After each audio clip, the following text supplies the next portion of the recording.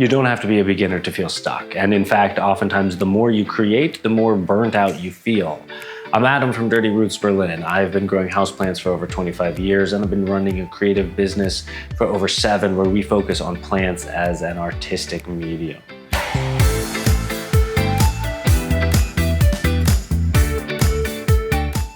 This is the first episode in my Artist's Way weekly review series. In other words, if you're not aware, it's a wonderful book. It's a 12-week program to encourage and refine your creativity. It was written by Julia Cameron. It's called The Artist's Way. And at the end of each week, there's a weekly review. So there's 12 weeks in the series. This is the first one. So I'm gonna go through a bit of what the weekly review was like and kind of what I did this week, and yeah, share a little bit of my journey with you guys. So let's get into it. So I decided to redo The Artist's Way. This is actually my second time going through the program because it was very helpful the first time around, and I'm working on a new series of sphere planters that we're going to be launching very soon, and I was feeling a bit stuck creatively. I feel like I've done a lot within that same sort of medium, and I wasn't sure what to do next, and I thought this would be a great way for me to explore it. And by putting it out here and putting it online, it keeps me a little bit more honest and maybe help me do a little bit more this time than I did last time. I definitely did the morning pages, and I did some of the artist dates, but I skipped most of the tasks. And I think that by forcing myself to commit to putting this out here every week, I'll commit to doing more of the tasks. And it certainly worked for week 1, which was kind of nice. So it's been by far a much deeper week than the first time I went through the program. Even just the morning pages, I'm writing about, much deeper things, I think, than I did. It's not so surface level. One of the nice things about doing the weekly review is that it'll also help me better track sort of my own experience throughout the 12 weeks. I'll be able to look back at this and say, oh, okay, this is where it was. Whereas if I didn't put it out, I probably would never go back and look at it. Even if I recorded it, it would just sort of sit there. So this helps me in a lot of ways, and I hope it'll help you as well, and maybe encourage you to try the program out for yourself. It's a great book. I'm sure you can find resources fairly easily. If it motivates you, awesome. Then great. I follow along, and if not, then you can just watch and laugh at me, or change the channel. Okay. So since this is my second time going through the program, the first time I did it, I was just writing on loose leaf pieces of paper and kind of just not really putting them anywhere and tossing them and forgetting about them. And then eventually I was going on a trip, so I needed a notebook or some way to keep doing the morning pages while I was traveling. So I started using this notebook, and this has been my morning pages notebook ever since. It's not gonna last me too much longer because I'm running out of pages, but this is what I have been doing. I've been using this for my morning pages as well as many of the writing exercises. I find this to be great size. I write fairly small, so that's sort of 3 regular sized pages. And then if I'm really not feeling like it, my spacing can get kind of big. So that does happen sometimes. And this week I did every single day. I did my morning pages except for on day 3. Day 3, I kind of forgot that I was doing this, and I got into my day. There was a lot of logistical things I was sort of figuring out in the morning, and so I ended up not really doing much. I did about 3 lines, and then I just, it didn't happen. But I did do most of them, and I will be honest, the more that I've done the morning pages, the more honest I'm becoming with myself and more willing to explore things that perhaps I wouldn't have been, for fear that maybe somebody will find this notebook in the future and read my deep, dark secrets. And so I've been a bit more honest this time around, and particularly the last couple of days have been exploring some things that perhaps maybe I haven't really thought about for a really long time. It's definitely bringing up some stuff, so it's been useful in a lot of ways, very helpful. So I'm curious to see what happens in the weeks that come. I know last time, week 2 was definitely the hardest week for me. I wonder if that's going to be the same this time around, or if I'm going to struggle with a different week. But this week was fairly easy, even if I did really start diving into a couple of things that I did not expect to get into, particularly in week one. I did do an artist date this week. That was great. My artist date this week was I decided to make some infused honey and put some clips and photos of me doing that process here where you can see that. So I made some infused honey for this week. That's something that I can do now here in Germany, which is really cool.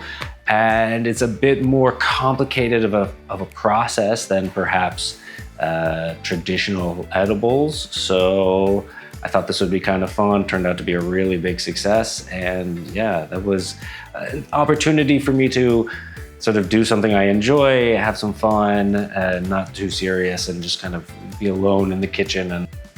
And then so along with the morning pages and the artist date, every week there's a series of new tasks that she gives you to complete. And this week there were mostly writing tasks, and I did all but one of the tasks.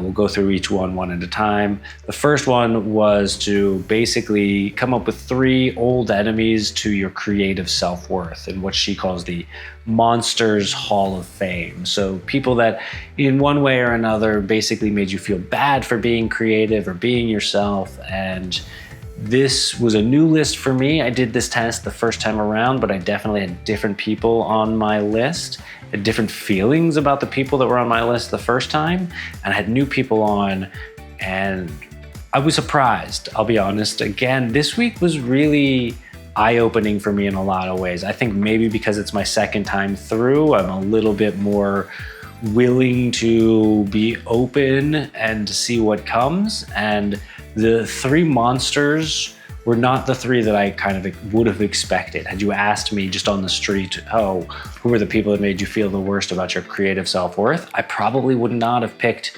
2 out of these 3. And so that was fascinating. The next task is, once you've done that, is you choose one of those and you write out a story about a time when that particularly was hurtful, the thing that they said, and as best you can in detail. And so I took one of the 2 that I did not expect to sort of write about, and I wrote about an event that had happened with us. This was back in high school. There was a disagreement, I would want to say, over a role that for a theater that play we were both in. And so you're also supposed to write about a specific event then with one of those 3 monsters. And so I chose one of the 2 that I had not expected to write about as something that had happened in high school and about a play that I was in. And so I decided to write about that scenario. While I was writing about it, I started really recognizing a lot that the feelings of pain perhaps that I had felt, or that I thought the other person had caused me, were an understandable reaction to perhaps the way that I had been treating them.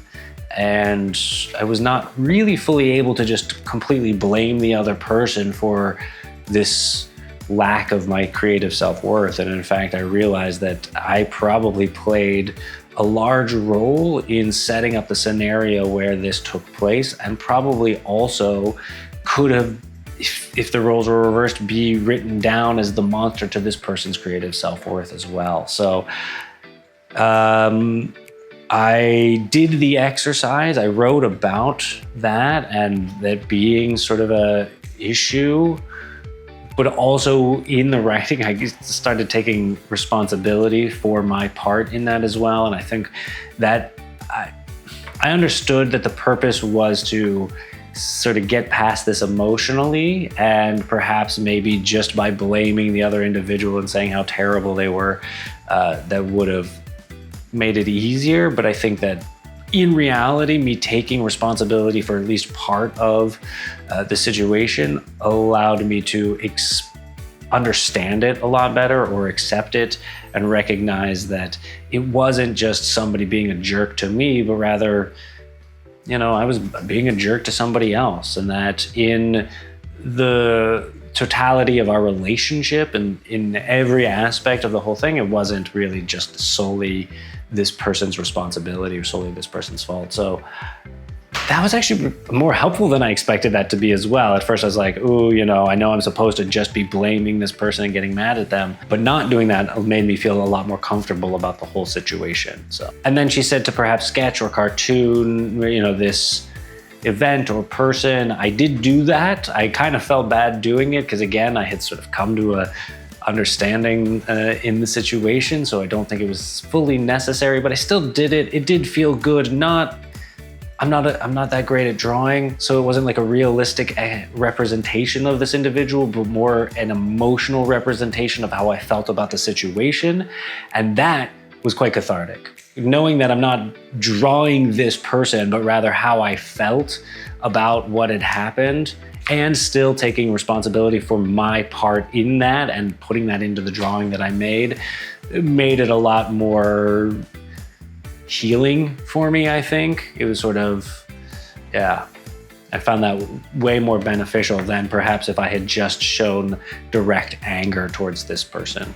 Well, then the next thing, the next task is to write a letter to the editor in defense of my creative self, talking about how terrible this person was. And I did do that. Again, I think by this point, I had come to recognize that it wasn't really the individual who was at fault, but just an emotional situation that had happened to two kids.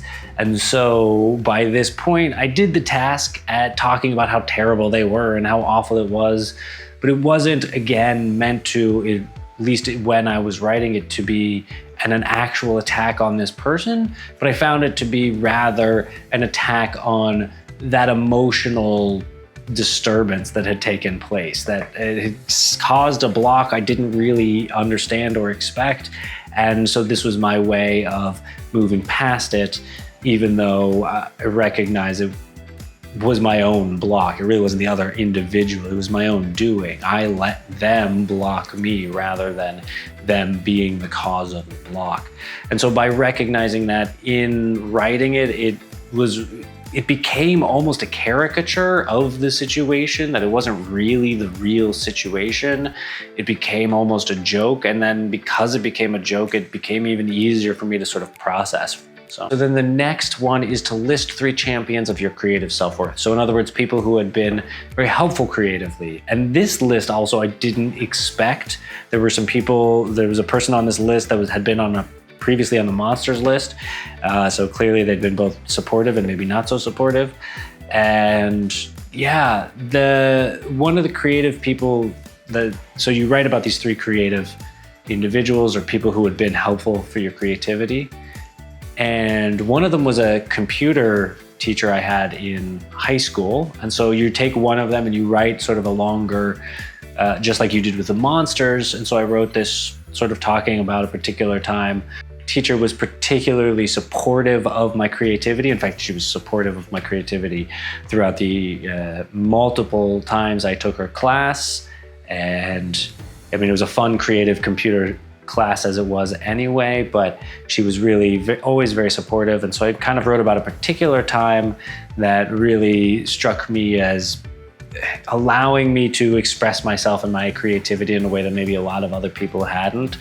And it was definitely in that course that I felt for the first time that expressing myself in a way that came naturally and easily to me was actually the better received creativity in that sense, instead of trying to do something good, trying to make something that other people would like. So the computer classes were about multimedia. We were learning Photoshop and Premiere Pro and other sort of Adobe programs, as well as some Microsoft software. We were learning a lot of the sort of creative programs in high school. And at the end of it, you had to put together a multimedia presentation. Throughout the whole course, we're learning more and more about these programs. So every time you learn about these programs, you're given a task to be able to learn what that particular skill is. So because there were so many of them, and it didn't really matter what the end result looked like so long as you learned how to use the tool, I was able to just not think about what I was doing as far as the actual assignments, and was able to just sort of let those come naturally and spontaneously to me. And that actually ended up being a lot more fun, obviously, but I think were also much better quality than when I had a task, say, in a creative writing course where it was, you write a horror story that's 6 pages that includes these elements. I would then try to write a story that I thought the audience would enjoy rather than just making something to make something because I'm focused on learning the skill. And surprisingly, the making something to make something because I'm focused on learning the skill was more fun and oftentimes better received. And this was the first time that I started to recognize that. It took me many years to sort of recognize that, and I'm still learning how to actually implement that. But this was one of the first times I really started getting a glimpse of, just having fun is one of the best ways for me to express my creativity. So the next task was to list 5 different alternative lives we would have if we could choose. And I was surprised because you're not supposed to think about it. You're just supposed to let them come out. A couple of them were a lot more, I would say, dare I say, serious or organized than I had expected. As somebody who has often struggled with a lot of organization and excels more in the creativity, I was surprised that there were a couple of organizational jobs on there. But that being said, there were some fun creative things as well. And you're supposed to take one of them and basically find a way to explore it in some avenue. So what I'm gonna do this week, I haven't done it yet, but I'm gonna pull out my electric guitar, pull out my amp, get my slide out and spend a bit of time learning and relearning how to play electric blues on the slide guitar. So I think that's gonna be fun.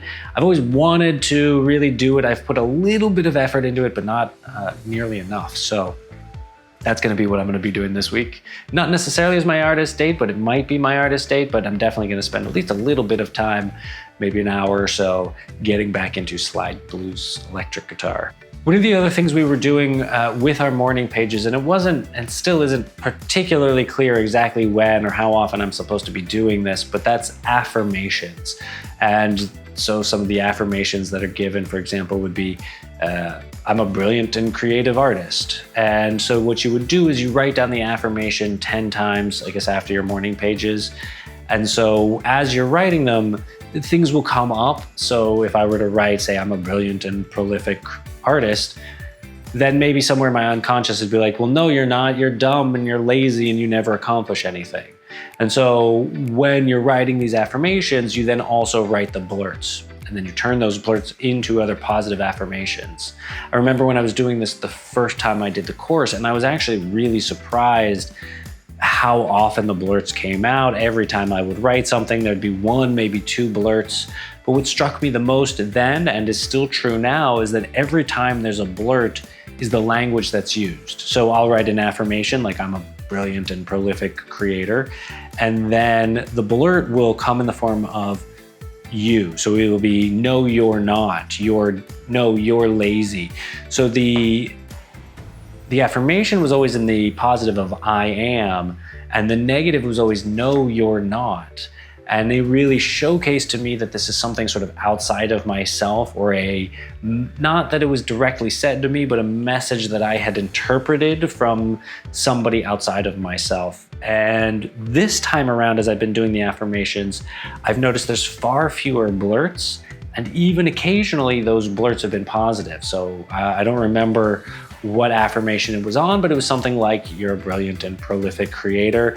And it was like, yeah, you are a brilliant and prolific creator. Look at all of these things you've done. And so in doing this, now the second time through the program on week 1, I'm finding it to be very beneficial, that the positive self-talk is starting to come out even more so than the negative self-talk, which is usually way more abundant in a lot of us. So I think that was kind of cool, that it was a lot of the blurts started to be positive, and this wasn't the case the first time around for sure. And then the last task was to take your artist on a 20-minute walk. I didn't do a specific 20-minute walk for this. I walk a lot, and I also watch a dog on Wednesdays, and I walk a lot with him, particularly on Wednesdays, but even just in my day-to-day, I go on walks. I didn't go on a walk just by myself, just for my artist specifically. Maybe that was a task I was avoiding then, because I did all the rest of the tasks.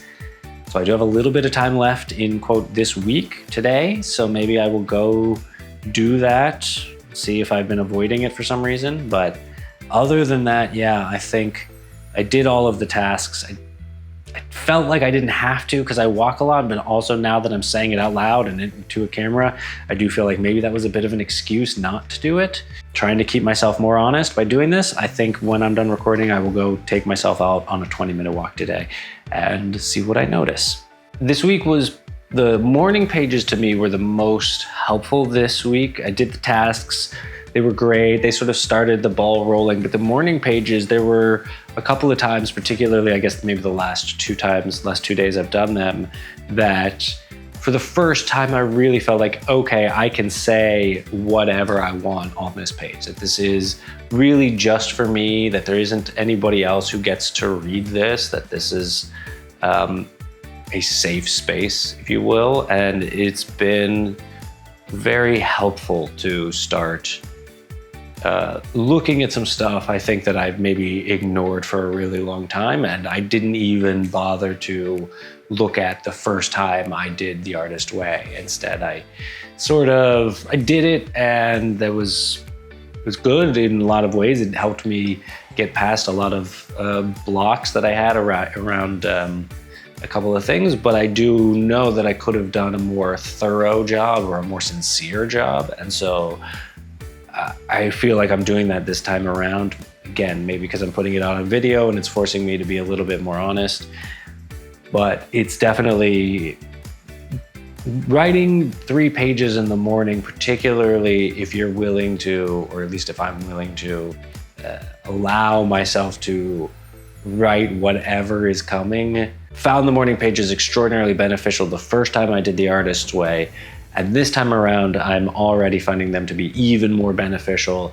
So I'm really excited to see where I go with them. Well, let's find out, I guess. I will say that I've already felt a shift to this week in being a bit more comfortable in my own skin and being a little bit more relaxed, more open to what is coming. And in the book, she talks about synchronicities. I think this is in later weeks, if I remember correctly. It hasn't come up yet, but I definitely felt this week there were some events that happened where the timing was just really beautiful and perfect and really worked out. And I feel like the more that I relax and open, the more life is coming to meet me. So it's already only been 1 week, but it's been a very opening week in a lot of ways.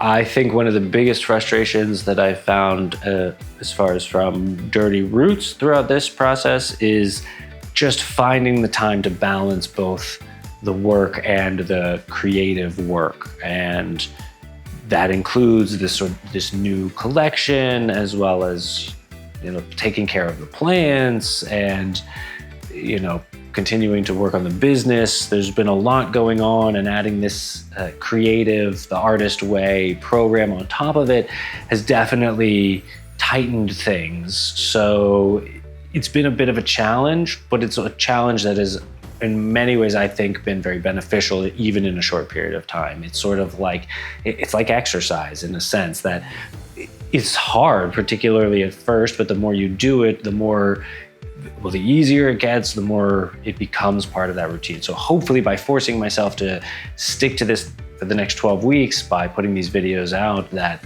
I will really be able to hone that and bring that creative. The only thing I didn't do this week was the walk. And maybe that's because I still, to some degree, I'm like, I'm already walking. I don't need to spend the extra time. It's 20 minutes. Maybe I'll go do that. So I think that that's probably been the one thing that I was the most resistant to, I guess, really, is going on this walk. Like, I already do walk. I don't need to do that. But, I'm trying to do this and really go through. And so, yeah, I'm like, shit, okay, I'll go for a 20-minute walk. I will do that. That's about the only thing I really have felt resistance to. So other than that, I've been really excited. It's week 1, so that makes sense. The enthusiasm for me the first time around was much harder week 2. That was the hardest week the first time around. I'm curious to see how this is gonna go. Getting around to recording today definitely was more challenging than I expected. So, but I am here. It's later in the day than I expected, but I'm recording. So, yeah, let's see how week 2 goes. I've so far been quite pleased with the progress, but I know that generally for me, any program, week 2 is often not the sticking point. So look, if you're feeling stuck creatively, I highly recommend you getting a copy of Julia Cameron's book, The Artist's Way, and following along with the program with us. If you've done it before, leave us a comment. Tell us if it worked for you, if it didn't work for you, if you think this whole thing is just a scam. Either way, thank you so much for watching. If you did enjoy this or you found it beneficial, please remember to subscribe and follow along, and I will see you all next week.